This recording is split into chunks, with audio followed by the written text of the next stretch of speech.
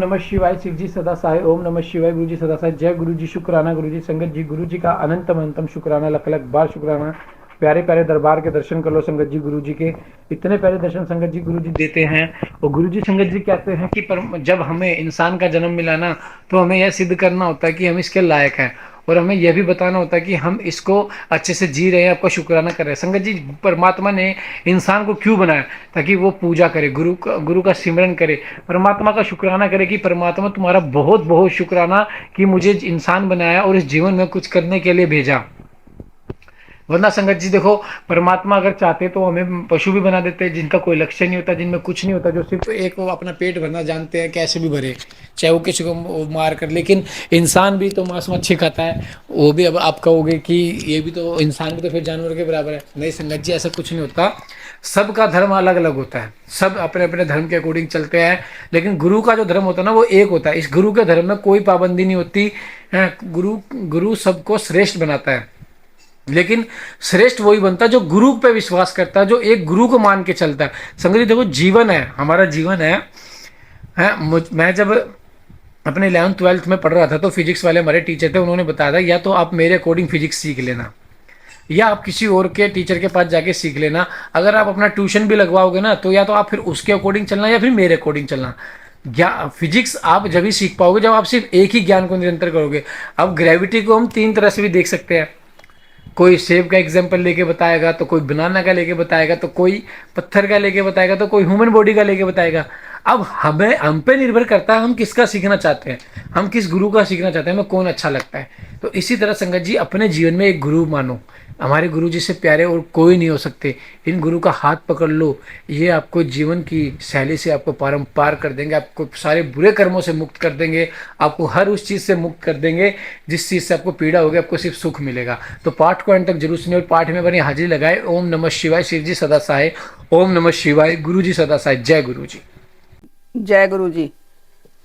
यति के अत्येष्टि कर्म की दशा पर्यंत विधि का वर्णन। वामदेव जी बोले, जो मुक्त यति है उनके शरीर का दाह कर्म नहीं होता, मरने पर उनके शरीर को गाड़ दिया जाता है, यह मैंने सुना है। मेरे गुरु कार्तिकेय, आप प्रसन्नतापूर्वक यतियों के उस अत्येष्टि कर्म का मुझसे वर्णन कीजिए, क्योंकि तीनों लोकों में उनके सिवा दूसरा कोई इस विषय का वर्णन करने वाला नहीं है।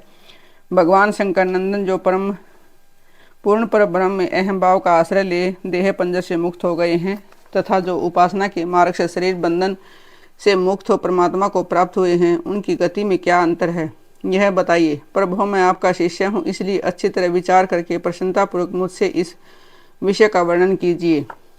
सकंद ने कहा, जो कोई यति समाधिस्थ हो, शिव के चिंतन पूर्वक अपने शरीर का परित्याग करता है, वह यदि महान धीर हो तो परिपूर्ण शिव रूप हो जाता है। किंतु यदि कोई अधीर चित होने के कारण समाधि लाभ नहीं कर पाता, तो उसके लिए उपाय बताता हूँ, सावधान होकर सुनो। वेदांत शास्त्र के वाक्यों से जो ज्ञाता, ज्ञान और ज्ञेय इन तीनों पदार्थों का परिज्ञान होता है, उसे गुरु के मुख से सुनकर यति यम नियम आदि रूप योग का अभ्यास करें। उसे करते हुए यह भली भांति शिव के ध्यान में तत्पर रहें। उन्हें उसे नित्य नियम पूर्वक वर्णों के जप और अर्थ चिंतन में मन को लगाए रखना चाहिए। मुने, यदि देह की दुर्बलता के कारण धीरता धारण करने में असमर्थ यति निष्काम भाव से शिव का स्मरण करके अपने जीर्ण शरीर को त्याग दे, तो भगवान सदाशिव के अनुग्रह से नंदी के भेजे हुए विख्यात 5 आतिवाहिक देवता आते हैं। उनमें से कोई तो अग्नि का अभिमानी, कोई ज्योति पुंज स्वरूप, कोई दीनाभिमानी, कोई शुक्ल पक्षाभिमानी और कोई उत्तरायण का अभिमानी होता है। ये पांचों सब प्राणियों पर अनुग्रह करने में तत्पर रहते हैं। इसी तरह धूमाभिमानी, तम का अभिमानी, रात्रि का अभिमानी, कृष्ण पक्ष का अभिमानी और दक्षिणायन का अभिमानी, ये सब मिलकर 5 होते हैं। ये पांचों विख्यात देवता दक्षिण मार्ग में प्रसिद्ध हैं। महामुने वामदेव, अब तुम उन सब देवताओं की वृत्ति का वर्णन सुनो। कर्म के अनुष्ठान में लगे हुए जीवों को साथ ले वे पांचों देवता उनके पुण्यवश स्वर्गलोक को जाते हैं और वहां यथाक्त भोगों का उपभोग करके वे जीव पुण्य क्षीण होने पर पुण्य मनुष्य लोक में आते हैं तथा पूर्वज जन्म ग्रहण करते हैं। इनके सिवा जो उत्तर मार्ग के 5 देवता हैं, वे भूतल से लेकर ऊर्ध्व लोक तक के मार्ग को 5 भागों में विभेद करके यति को साथ लेकर क्रमशः अग्नि आदि के मार्ग में होते हुए उसे सदाशिव के धाम में पहुंच जाते हैं। वहाँ देवादिदेव महादेव के चरणों में प्रणाम करके लोका अनुग्रह के कर्म में ही लगाए गए वे अनुग्रहकार देवता उन सदाशिव के पीछे खड़े हो जाते हैं। यति को आया देख देवादिदेव सदाशिव यदि वह विरक्त हो तो उसे महामंत्र के तात्पर्य का उपदेश दें। गणपति के पद पर अभिषिक्त करके अपने ही समान शरीर देते हैं। इस प्रकार सर्वेश्वर सर्वनियंता भगवान शंकर उस पर अनुग्रह करते हैं, उसे अनुग्रहित करके निश्चल समाधि देते हैं। अपने प्रति दास्य भाव की फल स्वरूपा तथा सूर्य आदि के कार्य करने की शक्ति रूपा ऐसी सिद्धियां प्रदान करते हैं जो कहीं अवरुद्ध नहीं होती। साथ ही वे जगतगुरु शंकर उस यति को वह परम मुक्ति देते हैं जो ब्रह्मा जी की आयु समाप्त होने पर भी पुनरावृत्ति के चक्कर से दूर रहती है। अतः यह समष्टिमान संपूर्ण ऐश्वर्य से युक्त पद है और यही मोक्ष का राजमार्ग है, ऐसा वेदांत शास्त्र का निश्चय है। जिस समय यति मरणासन हो, शरीर से स्थिर हो जाए, उस समय उस श्रेष्ठ संप्रदाय वाले दूसरे यति अनुकूलता की भावना ले उसके चारों ओर खड़े हो जाएं। वे सब वहाँ कर्मशः पर्णों आदि वाक्यों का उपदेश दे, उनके तात्पर्य का सावधानी और प्रसन्नता के साथ सुस्पष्ट वर्णन करे तथा जब तक उसके प्राणों का लय न हो जाए तब तक निर्गुण परम ज्योति स्वरूप सदाशिव का उसे निरंतर स्मरण कराते रहें। सब यतियों का यहाँ समान रूप से संस्कार कर्म बताया जाता है। सन्यासी सब कर्मों का त्याग करके भगवान शिव का आश्रय ग्रहण कर लेते हैं, इसलिए उनके शरीर का दाह संस्कार नहीं होता और उसके न होने से उनकी दुर्गति नहीं होती। सन्यासी के शरीर को दूषित करने वाले राज्य का नाश नष्ट हो जाता है, उसके गांव में रहने वाले लोग अत्यंत दुखी हो जाते हैं। इसलिए उस दोष का परिहार करने के लिए शांति का विधान बताया जाता है। उस समय नमः एरिणाय से लेकर नमः अवीम के भय तक के मंत्र का विनित चित होकर जप करें। फिर अंत में ओंकार का जप करते हुए मिट्टी से देव यजन की पूर्ति करें। मुनीश्वर, ऐसा करने से उस दोष की शांति हो जाती है। अब सन्यासी के शव के संस्कार की विधि बताते हैं। पुत्र या शिष्य आदि को चाहिए कि यति के शरीर का यथोचित रीति से उत्तम संस्कार करे। ब्राह्मण में कृपा पूर्वक संस्कार की विधि बता रहा हूँ, सावधान होकर सुनो। पहले यति के शरीर को शुद्ध जल से नहलाकर पुष्प आदि से उसकी पूजा करें। पूजन के समय श्री रुद्र संबंधी चमकाध्याय और नमकाध्याय का पाठ करके रुद्र सूक्त का उच्चारण करें। उसके आगे शंख की स्थापना करके शंखस्थ जल से यति के शरीर का अभिषेक करें। सिर पर पुण्य रखकर पुष्प रखकर प्रणव द्वारा उसका मार्जन करें। पहले के कोपिन आदि को हटाकर दूसरे नवीन कोपिन आदि धारण कराएं। फिर विधि पूर्वक उसके सारे अंगों में भस्म लगाएं। विधिवत त्रिपुंड लगाकर चंदन द्वारा तिलक करें। फिर फूलों और मालाओं से उसके शरीर को अलंकृत करें। छाती, कंठ, मस्तक, बाह, कलाई और कानों में कर्मशः रुद्राक्ष की माला के आभूषण मंत्रोच्चारण पूर्वक धारण कराकर उन सब अंगों को सुशोभित करें। फिर धूप देकर उस शरीर को उठाएं और विमान के ऊपर रखकर ईशान आदि पंच ब्रह्मय रमणीय रथ पर स्थापित करें। आदि में ओंकार से युक्त 5 सदोजात आदि ब्रह्म मंत्रों का उच्चारण करके सुगंधित पुष्पों और मालाओं से उस रथ को सुसज्जित करें। फिर नृत्य, वाद तथा ब्राह्मणों के वेद मंत्रों उच्चारण की ध्वनि के साथ ग्राम की प्रदक्षिणा करते हुए उस प्रेत को बाहर ले जाएं। तदंतर साथ गए हुए वे सब यति गांव के पूर्व तथा उत्तर दक्षिण दिशा में पवित्र स्थान में किसी पवित्र वृक्ष के निकट देव यजन खोदे। उसकी लंबाई सन्यासी के दंड के बराबर ही होनी चाहिए। फिर प्रणव यथा वाहे हरती मंत्रों से उस स्थान का प्रोक्षण करके वहां कर्मशः समी के पत्थर और फूल बिछाएं। उनके ऊपर उत्तरागर कुश बिछाकर उस पर योग पीठ रखे। उसके ऊपर पहले कुश बिछाएं। कुशों के ऊपर मृग चरप तथा उसके भी ऊपर वस्त्र बिछाकर प्रणव सहित सदोजात आदि पंचब्रह्म मंत्रों का पाठ करते हुए पंचगव्यों द्वारा उत्सव का प्रोक्षण करें। तत्पश्चात रुद्र सूक्त एवं प्रणव का उच्चारण करते हुए शंख के जल से उसका अभिषेक करके उसके मस्तक पर फूल डालें। शिष्य आदि संस्कार करता पुरुष वहाँ गए हुए मृत यति के अनुकूल भाव रखते हुए शिव का चिंतन करता रहे। तदंतर ओंकार का उच्चारण और स्वस्ति वाचन करके उस शव को उठाकर गड्ढे के भीतर योगासन पर इस तरह बिठाएं कि उसका मुख पूर्व दिशा की ओर रहे। फिर चंदन पुष्प से अलंकृत करके उसे धूप और गुगुल की सुगंध दे। इसके बाद विष्णु हवमिदम रक्षव ऐसा कहकर उसके दाहिने हाथ में दंड दे और प्रजापति न तव देता न अन्यो इस मंत्र को पढ़कर बाएं हाथ में जल सहित कमंडलू अर्पित करें। फिर ब्रह्म ज्ञानम प्रथमम इस मंत्र से उसके मस्तक का स्पर्श करके दोनों बाहों के स्पर्श पूर्वक रुद्र सूक्त का जप करे। तत्पश्चात मानो महानु महान तमुत इत्यादि 4 मंत्रों को पढ़कर नारियल के द्वारा यति के शव को मस्तक का भेदन करे। इसके बाद उस गड्ढे को पाट दें। फिर उस स्थान का स्पर्श करके अन्य चित्त से 5 ब्रह्म मंत्रों का जप करें। तदंतर यो देवानाम प्रथमम पुरस्तात से लेकर तस्य प्रकृति लीनस्य यह पर स महेश्वर तक महानारायण उपनिषद के मंत्रों का जप करके संसार रूपी रोग के भेषज सर्वज्ञ सर्वतंत्रता सब पर अनुग्रह करने वाले उमा सहित महादेव जी का चिंतन एवं पूजन करें। एक हाथ ऊंचे और 2 हाथ लंबे चौड़े एक पीठ का मिट्टी के द्वारा निर्माण करें, फिर उसे गोबर से लीपे। उस पीठ यह पीठ चकोर होना चाहिए। उसके मध्य भाग में उमा महेश्वर को स्थापित करके गंध अक्षत सुगंधित पुष्प बेलपत्र और तुलसी दलों से उनकी पूजा करें। तत्पश्चात पर्णों से धूप और दीप निवेदन करें। फिर दूध और भविष्य का नैवेद्य लगाकर 5 बार परिक्रमा करके नमस्कार करें। फिर 12 बार पर्णों का जप करके प्रणाम करें। तदंतर ब्रह्मी भूत यति की तृप्ति के लिए नारायण पूजन, बलिदान, धरती दीप दान का संकल्प करके गर्त के ऊपर मृणमय लिंग बनाकर पुरुष सूक्त से पूजा करके धृत मिश्रित पायस की बलि दें। घी का दीपक जला पायस बलि को जल में डाल दे। तत्पश्चात दिशा विदिशाओं के कर्म से पर्णों के उच्चारण पूर्वक ओम ब्रह्मणे नमः इस मंत्र से ब्रह्मी भूत यति के लिए शंख से 8 बार अर्घ्य जल दें। इस प्रकार 10 दिनों तक करता रहे। मुनि श्रेष्ठ यह 10 हद तक की विधि तुम्हें बताई गई है। अब यतियों की एकादशाह की विधि सुनो। यति के लिए एकादशाह कीर्तक का वर्णन। शकन जी कहते हैं, वामदेव यति का एकादशाह प्राप्त होने पर जो विधि बताई गई है उसका मैं तुम्हारे सनेह वर्णन करता हूँ। मिट्टी की वेदी बनाकर उसका समार्जन और उपलेपन करे। तत्पश्चात पुण्य हवा वाचन प्रयोग पूर्वक प्रोक्षण करके पश्चिम से लेकर पूर्व की ओर 5 मंडल बनाए और सर्वम श्रद्धा कर श्राद्ध करता उत्तराभिमुख बैठकर कार्य करे। पारदेश मात्र लंबा चौड़ा चौकोर मंडल बनाकर उसके मध्य भाग में बिंदु, उसके ऊपर त्रिकोण मंडल, उसके ऊपर षटकोण मंडल और उसके ऊपर गोल मंडल बनाए।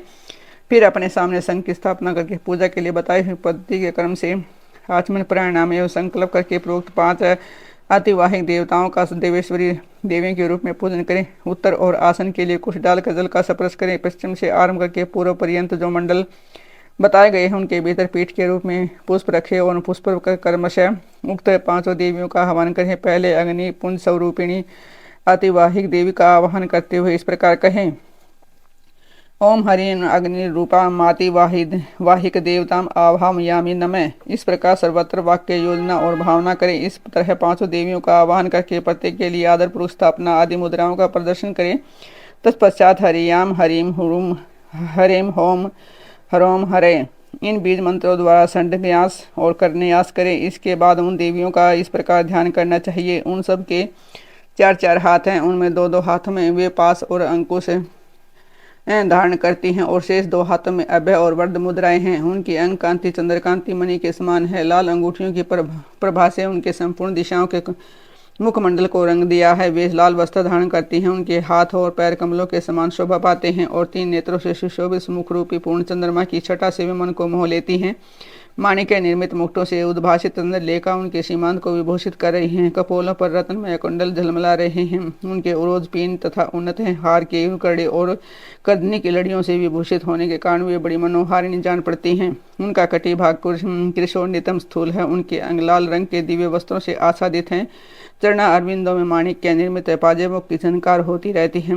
पैरों की अंगुलियों में बिच्छुओं की पंक्ति अत्यंत सुंदर एवं मनोहर है। यदि अनुग्रह मुर्दे के समान मूर्तिमान हो उसे क्या सिद्ध हो सकता है। इसलिए वे देवी महेश्वर की भांति साक्षात मूर्ति वाले अनुग्रह से संपन्न है। अतः उनके अनुग्रह से सब कुछ सिद्ध हो सकता है। सब पर अनुग्रह करने वाले भगवान शिव ने ही उन 5 मूर्तियों को स्वीकार किया है। इसलिए वे दिव्य संपूर्ण कार्य करने में समर्थता परमानुग्रह में तत्पर हैं।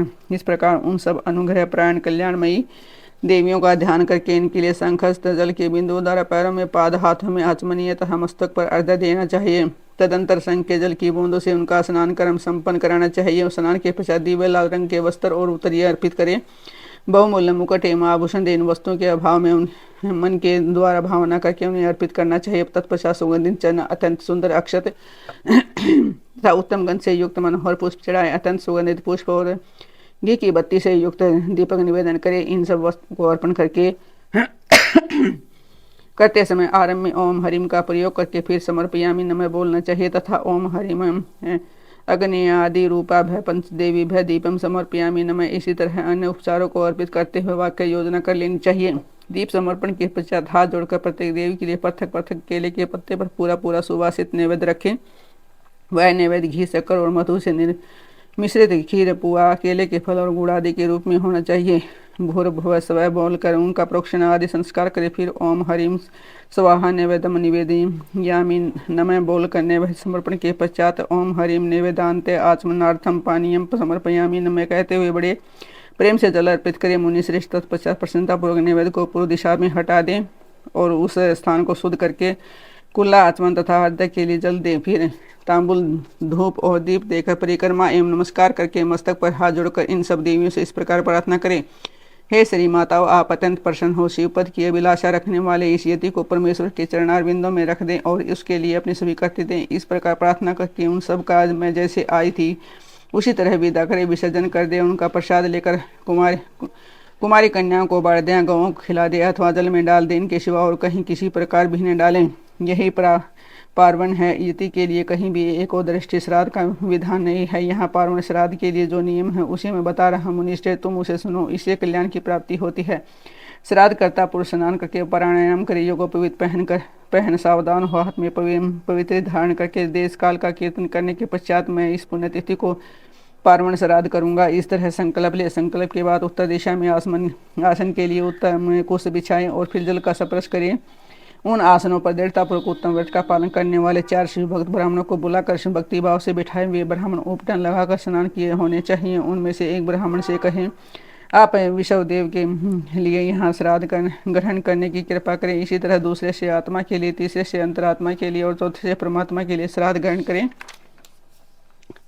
करने की प्रार्थना करके श्राद्ध करता यदि श्रद्धा और आदर पूर्वक उन सब का यथोचित रूप से वर्णन करे। फिर इन सब के पैर धोकर उन्हें पूर्वाभिमुख बिठाएं और गंध आदि से अलंकृत करके शिव के सम्मुख भोजन कराएं। तदंतर वहां गोबर से भूमि को लीप पूर्वाग्रह कुश बिछाएं और प्राणायाम पूर्वक पिंडदान के लिए संकल्प करके 3 पिंडों की पूजा करें। इसके बाद पहले पिंडों को हाथ में ले आत्मने इमं पिंडम ददामी ऐसा कहकर उस पिंड को प्रथम मंडल में डाल दे। तत्पश्चात दूसरे पिंड को अंतरात्मने इमं पिंडम ददामी कहकर दूसरे मंडल में दे दे। फिर तीसरे पिंड को परमात्मने इमं पिंडम ददामी कहकर तीसरे मंडल में अर्पित करें। इस तरह भक्तिभाव से विधि पूर्वक पिंड और कुशोदक दे। तत्पश्चात उठकर परिक्रमा और नमस्कार करें। तदंतर ब्राह्मणों को विधि बताए दक्षिणा दे। उसी जगह उसी दिन नारायण बलि करें। रक्षा के लिए सर्वत्र श्री विष्णु की पूजा का विधान है, अतः विष्णु की महापूजा करें और खीर का नैवेद्य लगाएं। इसके बाद वेदों के पारंगत 12 विद्वान ब्राह्मणों को बुलाकर केशव आदि नाम मंत्रों द्वारा गंध पुष्प और अक्षत आदि से उनकी पूजा करें। उनके लिए विधि पूर्वक जूता, छाता और वस्त्र आदि दें। अत्यंत भक्ति से भांति भांति के शुभ वचन कहकर उन्हें संतोष के फिर पूर्वाकर केशों को बिछाकर ओम भुव स्वाहा, ओम भू स्वाहा, ओम भुव स्वाहा, ओम सुव स्वाहा ऐसा उच्चारण करे। पृथ्वी पर खीर की बलि दें। मुनीश्वर, यह मैंने एकादशाह की विधि बताई है। अब द्वादशाई की विधि बताता हूँ, आदर पूर्वक सुनो।